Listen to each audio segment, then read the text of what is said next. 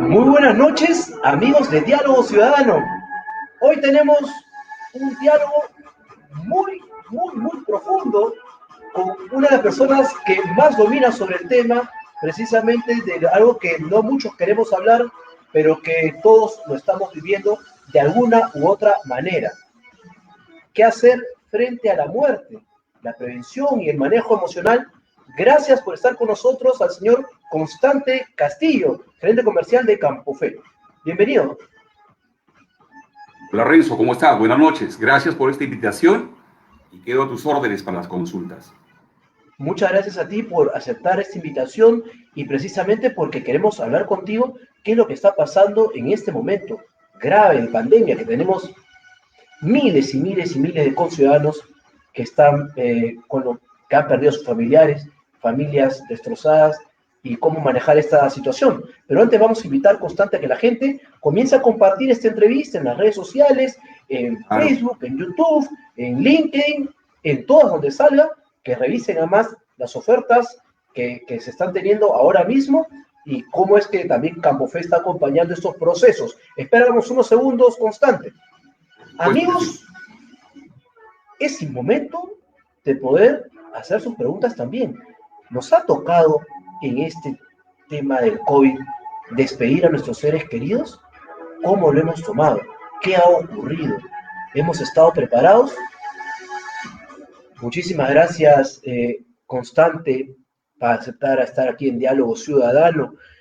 A lo largo de estos meses, que además coincide con los meses del programa de Diálogo Ciudadano, hemos tenido innumerables entrevistas y el tema siempre ha estado rondando, que es qué hacemos frente a la pandemia, cómo retomamos los negocios, cómo trabajamos en casa, cómo podemos articular con nuestras familias, pero no hemos tocado algo que lo tenemos dentro y parece muy incómodo, pero es una realidad que nos ha tocado más o menos a más de 35.000 familias en el Perú.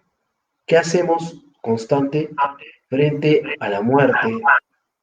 ¿Qué hacemos con el dolor? ¿Cómo lo manejamos? ¿Hemos estado preparados como Perú para poder afrontar semejante situación? Sí, mira, hay que poner esto en un gran contexto, ¿no? Primero, como país, creo que es una realidad que ha desnudado muchas de nuestras flaquezas, mucho de la poca programación que ha habido en las distintas instituciones, y creo que ahí todos tenemos que hacer un mea culpa, desde cómo hemos sido consecuentes o no consecuentes desde las personas que hemos elegido, pero finalmente nos han encontrado no preparados como país. Eso uno lo puede ver muy fácil cuando uno compara, por ejemplo, cifras de Colombia, país con 46 millones de habitantes que tenía ya 8.000 camas, y en el Perú 30 millones de habitantes teníamos, creo que no llegamos ni a 1.000 camas UCI para atención. Entonces, desnuda grandes problemas como nación. Pero la otra parte, el gran aprendizaje que tenemos que tener como ciudadanos, como personas, como seres humanos, es de que no hay islas, ni a nivel de países, ni a nivel de personas, ni a nivel de sociedad. Acá todos estamos involucrados en este tema de distintas maneras, y creo que el gran aprendizaje es el rol que cada uno tiene que cumplir como persona, dentro de la familia, en la sociedad. Y si ponemos una lupa ahí, decimos, por ejemplo, oye, mientras los médicos y las enfermeras tienen que cumplir rol de primera línea, y los policías y la Fuerza Armada igual, el rubro que nos compete como Campofé, dentro del cual estamos las empresas funerarias, también dentro de lo que son servicios esenciales, cumplimos un rol que ya, llevado al tema de organización, calza con ese eslogan que dice, en el momento más difícil, usted no estará solo. Y bueno, Acá en esta empresa trabajan 600 personas Ajá. y todos, luego de superar nuestros propios miedos, porque somos seres humanos, ¿no? Exactamente. Exactamente. Entonces, teníamos que salir a cumplir el rol, el compromiso que teníamos con nuestros clientes y con la sociedad. En ese sentido, todas las personas han cumplido, cada uno en la parte que le toca, aún, pese a los contagios, de las 600 personas más o menos se han contagiado cerca del 40%. Wow. Gracias a Dios no ha fallecido nadie, han estado en hospitales, en clínicas, en la casa, como sea, capeando el tema, pero hemos cumplido el rol a cabalidad. Y acá viene yo, creo que es esta parte que es medular. Si al tema si ya la muerte de por sí es dolorosa, ¿no? Cuando le agregas el componente pandemia, a ese dolor se suma la angustia, se suma la impotencia, se suma la frustración, porque ya no te puedes despedir de esa persona. Yo he escuchado a muchas personas que han inhumado, que han sepultado en Campo Fe, que decían, oye, yo a mi madre le quería dar un abrazo para despedirme, le quería dar un beso para despedirme, le hubiera querido vestir a mi madre, y nada de eso se ha podido hacer. Entonces entendemos como organización, como empresa, que aparte de ese dolor, se suma esta frustración, se suma toda esta impotencia de las familias, y ahí tenemos que ayudar de una segunda manera, ya no solamente desde el rol de la inhumación, de la sepultación, sino desde la ayuda espiritual para que las personas puedan ir volcando y sacando esos dolores, esas culpas, esas frustraciones, ¿no? Entonces, Constante, por ejemplo, dale. sí, mira, qué interesante porque no todo el mundo se había puesto a reflexionar que en realidad el ciclo no acaba en cuidados intensivos, si vive o si muere, sino el ciclo finalmente terminará si es que fallece la persona o si es que vive, igual con los tratamientos posteriores, pero si fallece, hasta el acompañamiento de las familias. Pero en esa parte constante, a no ser del trabajo decidido de las empresas como Campofé y las demás, que han tenido que poner a prueba toda su vocación y toda su organización, pero no hemos visto que el Estado haya dicho, esto sigue siendo parte de nuestro compromiso con los ciudadanos. Parece que ahí nomás te entrego al difunto y simplemente te digo que no puedes destaparlo, ni tampoco se pueden ir a enterrarlo, pero ya tú ves lo que haces. Como sociedad, ¿tú crees que Sí, eso falta?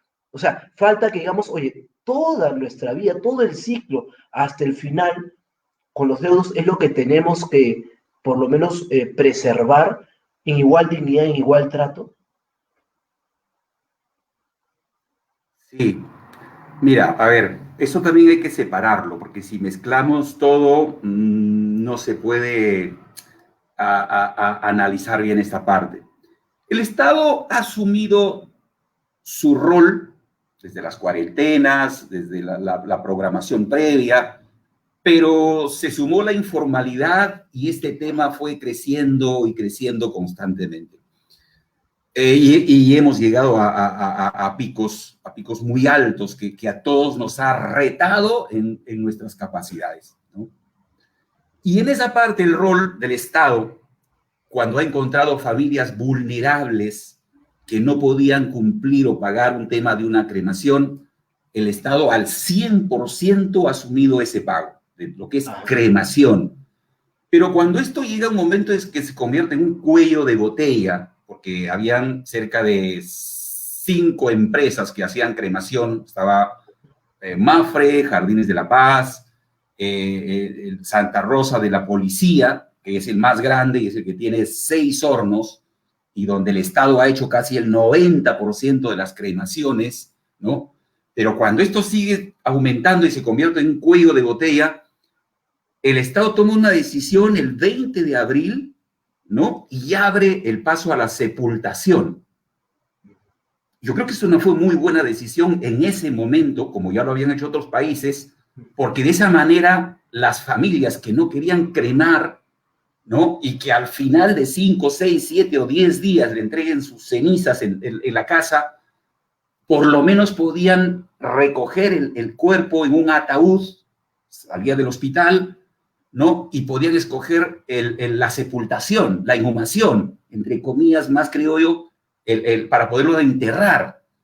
Entonces, cuando abre eso el Estado a las personas, le da la posibilidad de poder elegir y decir, si yo no quiero cremación y que el Estado me cubra al 100% y yo quiero inhumar, pues voy a buscar un cementerio de todos los que hay y de acuerdo a mi posibilidad económica poder buscar eso como solución, como una alternativa a mis tradiciones, a mis credos, a mi forma de entender qué final le debo dar a mi ser querido. Es importante. Entonces, esa parte constante en toda tu experiencia que tienes, es importante realmente para las familias poder despedirse en sus tradiciones y en sus formas.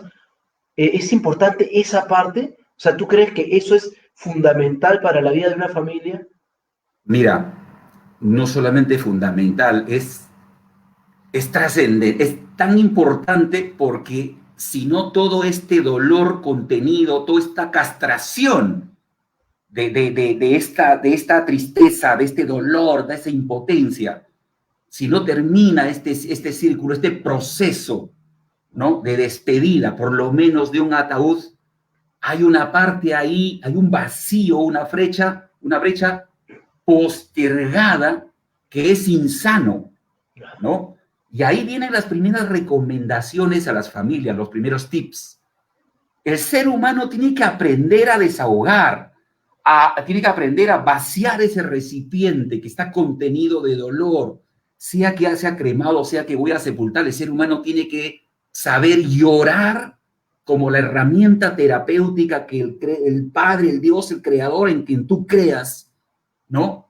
Es la herramienta terapéutica biológica que te permite sacar todo ese dolor y esa frustración.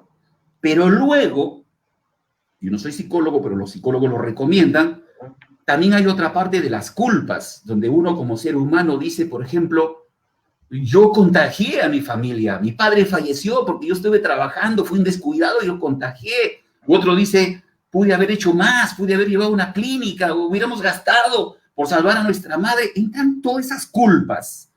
Y ahí que dice esta parte de las recomendaciones de los especialistas, de los psicólogos, dice, haga una carta, ¿no? Una carta de perdón. Esa palabra sagrada que está escrita en los libros, en la Biblia, en el Corán, en los libros sagrados, el perdón, que es saber pedir perdón y saber perdonar a otros, también es terapéutica. Entonces, la recomendación es escribir unas cartas, porque hay una parte kinestésica, es como una confesión con mi ser querido, donde le pido perdón por las cosas que creo yo que no he hecho bien, pero es una comunicación muy profunda, muy sincera, muy sana, que cuando uno repite 1, 2, 3, 4 veces, es una forma de ir limpiando esas culpas que quedan como rezago. Entonces, pero ¿quién acompaña esos procesos constantes? ¿Quién acompaña cada uno? Final?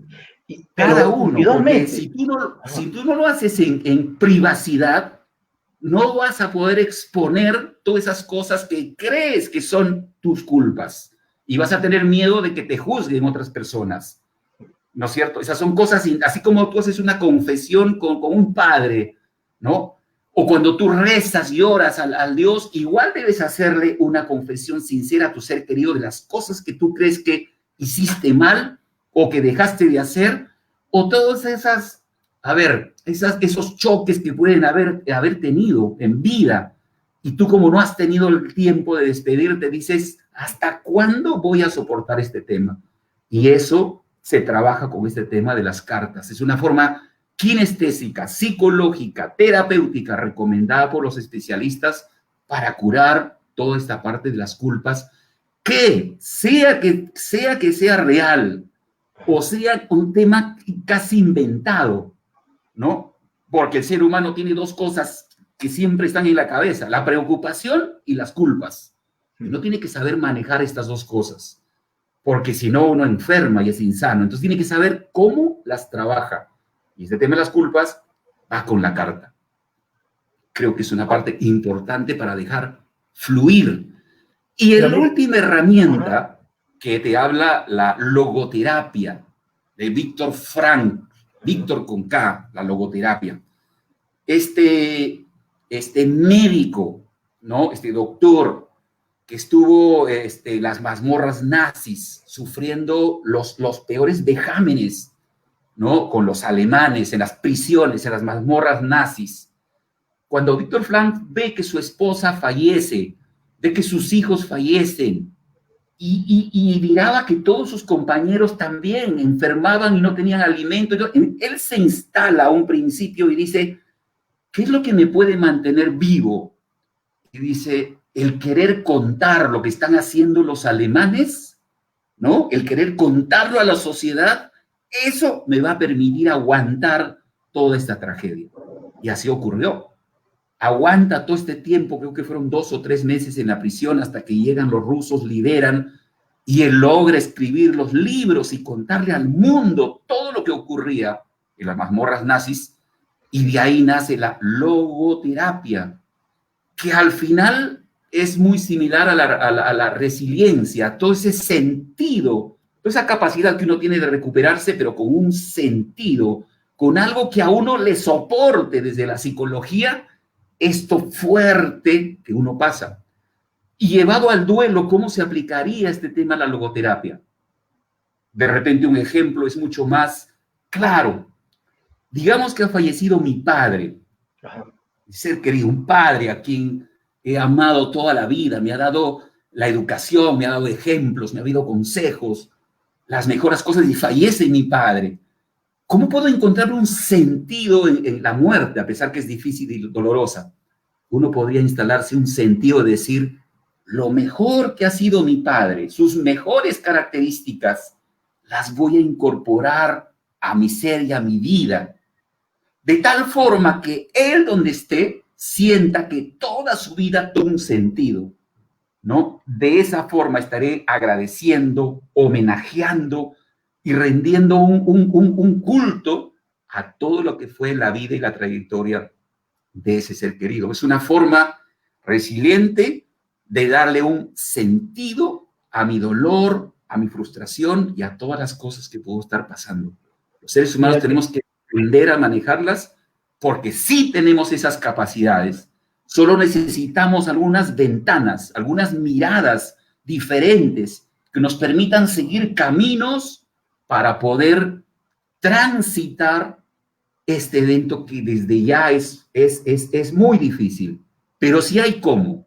Y la logoterapia es una herramienta muy importante que las personas deben leer sobre ese tema y aprender a manejarlo en sus vidas. Porque la vida tiene muchos duelos, no solamente es el duelo de la pérdida, una separación con una pareja.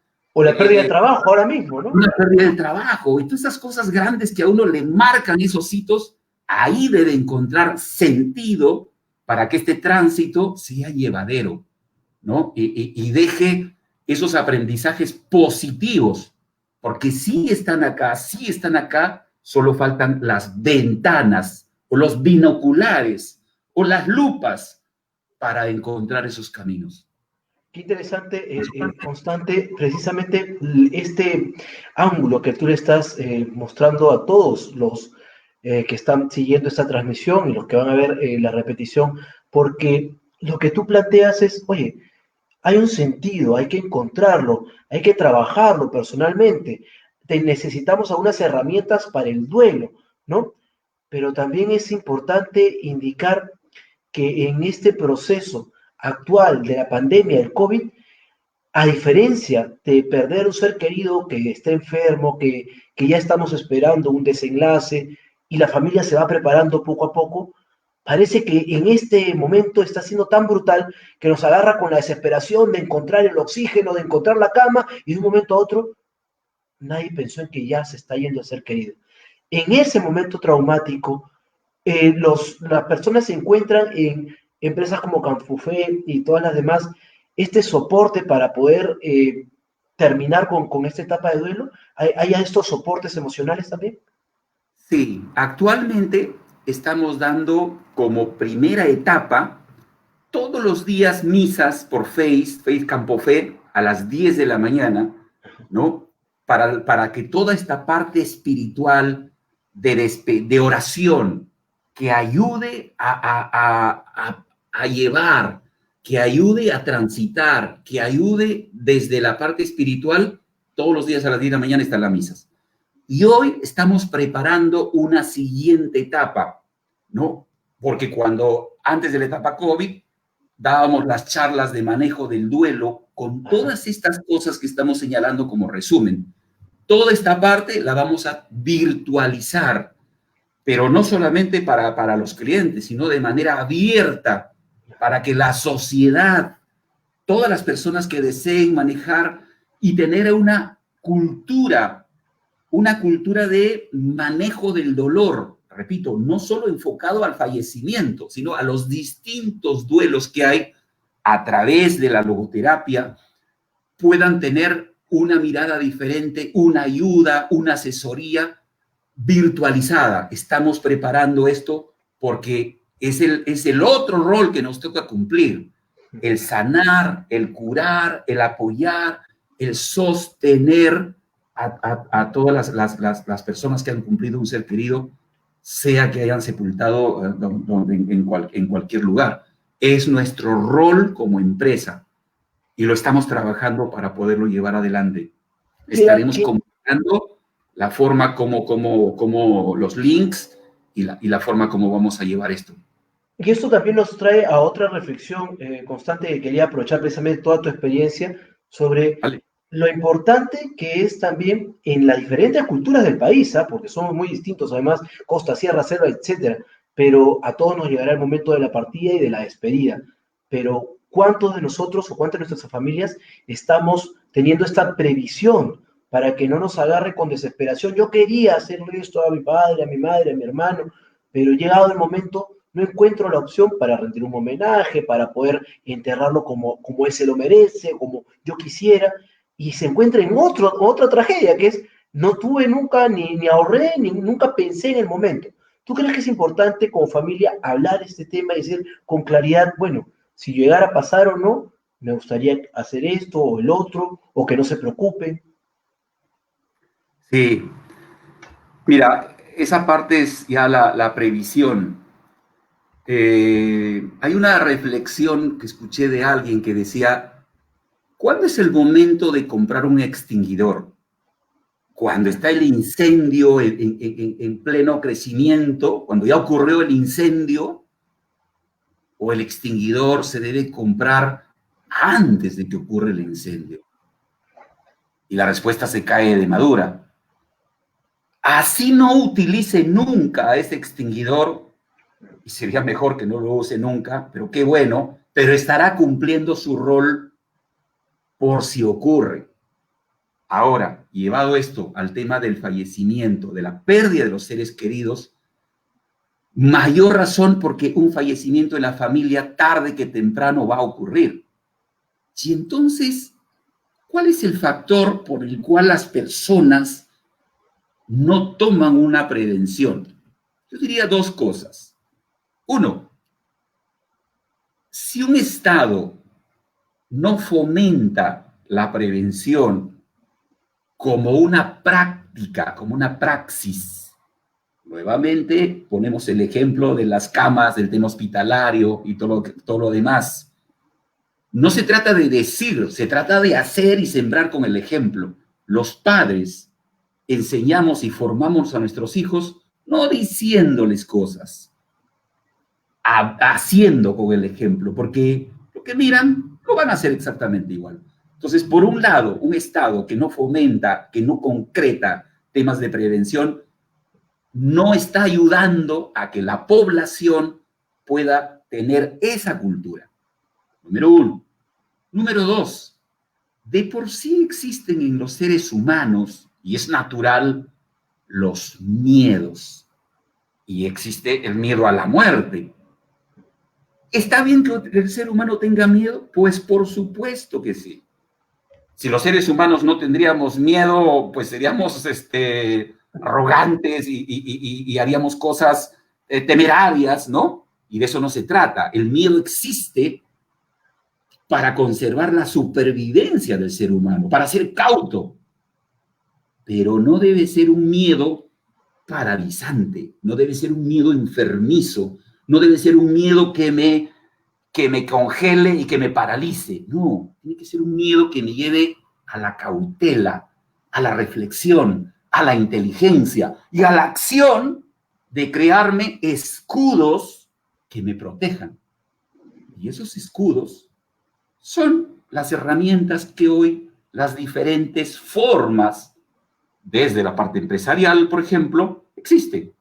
Puede ser la compra de un espacio de sepultura, puede ser la compra de un seguro, puede ser la compra de un fondo de sepelio, las distintas formas que cada uno vea más accesible, amigable o que tenga una propuesta de valor más cercana, más contundente. Y cada organización sabrá cómo encara, cómo llega, cómo propone y cómo hace cercano y accesible a las personas este tema. Eso ya depende de cada empresa. Pero la razón, respondiendo a tu pregunta, ¿por qué las personas no toman prevención? Es porque uno, el Estado no lo fomenta, no lo practica, y ahí no fomenta una cultura, como si lo puede ser Europa, por ejemplo, ¿no? O otros países de América. Y lo otro es el cómo entendemos nuestros miedos. Entonces, las personas tenemos que aprender a discriminar, a separar esos miedos. El miedo sano, que es importante entenderlo. Ese miedo sano tiene que ser como el amigo que me ayuda a ser más pensante, el alerta, pero no el otro miedo insano, el otro miedo que me paraliza y que me deja sin acción. Ese miedo no, a ese le apago el sonido y lo dejo en otro lado, ¿no? Porque no me suma en mi vida, ni para tomar acción, ni para hacer negocio, ni para avanzar, para nada. Los riesgos siempre van a existir. Desde que uno pone un pie en la calle, ya es un riesgo. La vida en general es un riesgo, pero uno tiene que saber medir qué riesgos toma y versus qué va a lograr. Entonces no podemos vivir asustados, tenemos que vivir dimensionando qué riesgo tomo, contra qué objetivo, contra qué se piensa lograr, contra qué se piensa hacer. Eso en el día a día creo que es válido, importante, es casi una filosofía de vida para que podamos avanzar, porque si no el mundo se convierte en una cuestión complicada. Entonces, las personas, las empresas que trabajamos en estos rubros de prevención, tenemos que ser los que llevemos esa claridad de pensamiento. Y cuando hablemos con una persona, antes de ofrecerle una tumba, hay que enseñarle cómo es que el ser humano tiene que aprender a pensar. Lo otro será la consecuencia de que tome o no tome, pero lo importante sería que cada familia aprenda a mirar la vida con menos miedo y con más capacidades. Ahí creo que le vamos a sumar mucho a la sociedad. Y eso es lo que trabajamos bastante con la gente que trabaja con nosotros. Hay 600 personas, la mitad es la parte de asesoras comerciales, que son señoras, mujeres, mamás, ¿no? Que tienen esa vocación de hablar, de conversar con las familias y con su comunicación puedan acercar primero esta forma como las personas y las familias debemos mirar. Y lo otro, ya serán decisiones posteriores. A mí me interesa mucho que nos compartas, para ir cerrando esta entrevista, tú como líder del área comercial, pero como líder de una institución precisamente que vela por este tema tan doloroso para muchos ciudadanos, ¿cómo tú como líder puedes gestionar al talento humano que trabaja contigo precisamente en estos momentos tan difíciles para todos? Entonces, ¿cuáles son los tips que un gerente tiene que tener ante esta situación? ¿Cómo seguir alimentando, gestionando, animando, sobre todo en estos temas que son de tanta sensibilidad, de tanta empatía? Mira, muy simple y se llama salario emocional. Todas las personas trabajamos en distintas empresas por tener un dinero que nos va a permitir sostener a nuestras familias, que nos va a permitir llevar el pan, las lentejas a la casa, ¿sí? Y educar a nuestros hijos, y etcétera, etcétera. Pero algo que es más importante para el ser humano es haciendo qué cosa, cumpliendo qué rol. Yo como ser humano siento que ayudo, que trasciendo, que mejoro la vida, la persona o la sociedad. Entonces, cuando una persona, una consejera o cualquier persona que trabaja en un rubro como este, cuando siente que ese trabajo va a permitir transformar el dolor de una familia, transformar, ¿qué le llegó a esa familia? Le llegó dolor, le llegó una pérdida.